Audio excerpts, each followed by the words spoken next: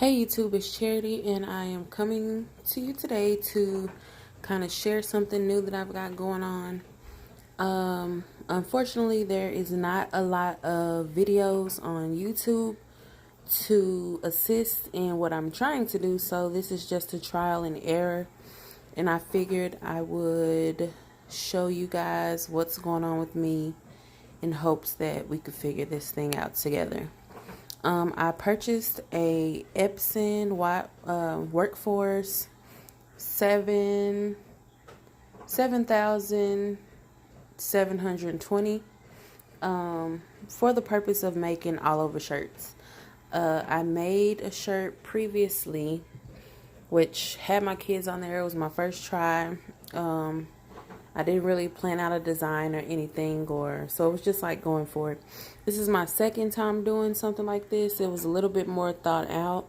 However, there are a few drawbacks. I'm a go big or go home kind of person. So I was like, okay, I'm going to do this. Boom. What I did discover is I did need thermal tape or heat tape, because here things were stitched together, which this one did pretty good. Again, this is my first press. This did pretty good, and then here is pretty much about when my press cut off the first time. I really didn't think this through, and again, this was a true trial and error kind of situation. I had pieced my 4 sheets together and took it over to the press. Needless to say, parts came apart.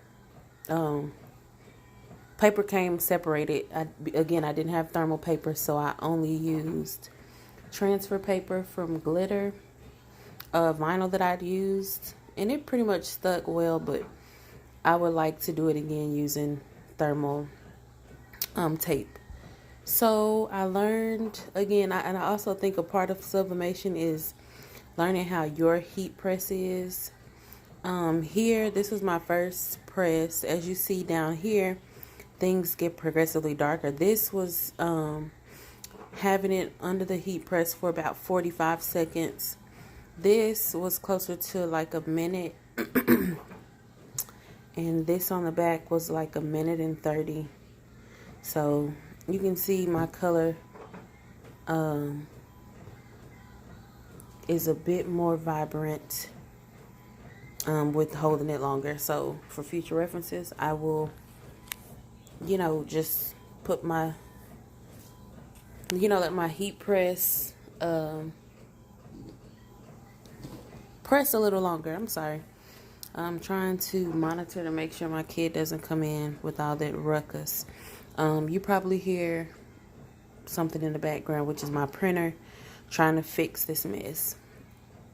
So I designed everything, loved the design, taped it, used transfer paper, taped it, whatever.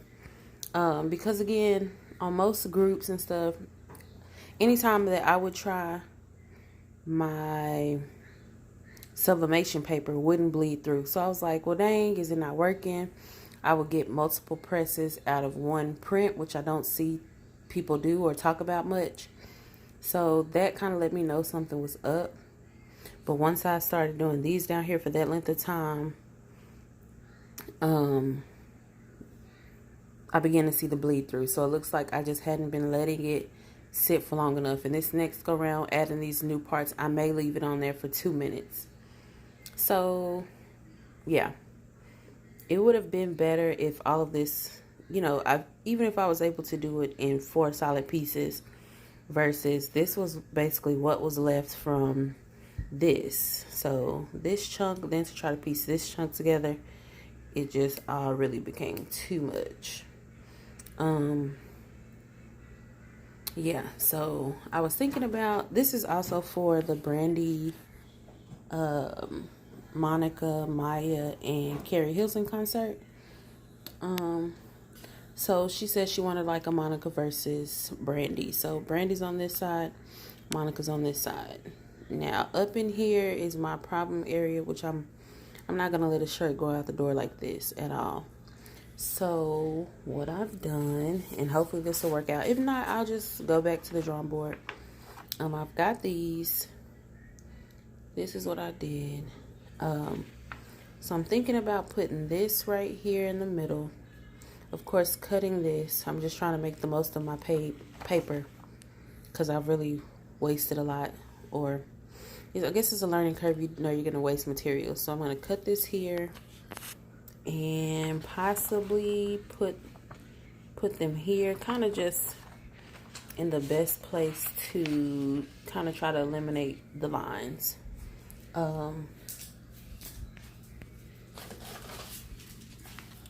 This is also something that I did, which this may go on the front too.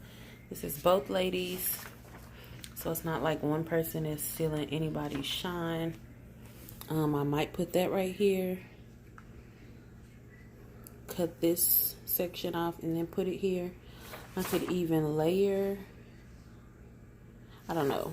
Also, I try to make lines that are not definitive just because I don't really like the choppy look. I also wanted to do this because I actually wanted to do a better job with oversized. You know, clients are not always small through large or small through extra large.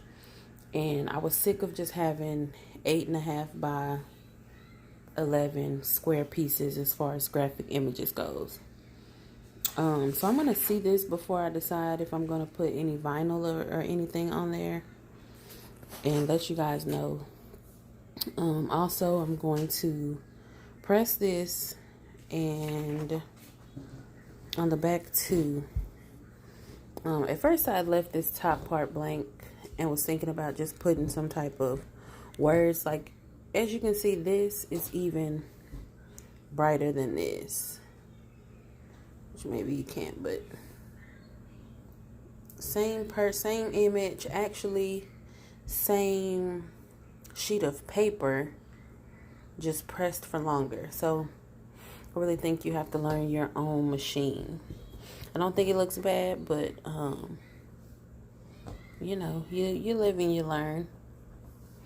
So yeah, and then I'll also be pressing the sleeve separately, adding more images and pressing the sleeve separately.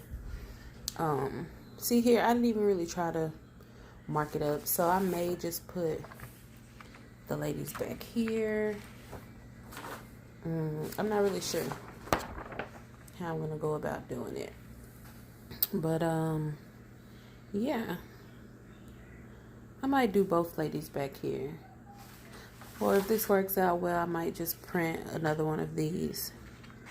I wanted something that was, sorry, that's my leg. Wow. I wanted something that was darker so that, because like all printing, white does not print. So if you have something dark to cover these spaces, I think things will be fine.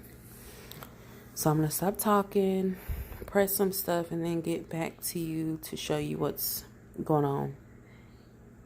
Ciao.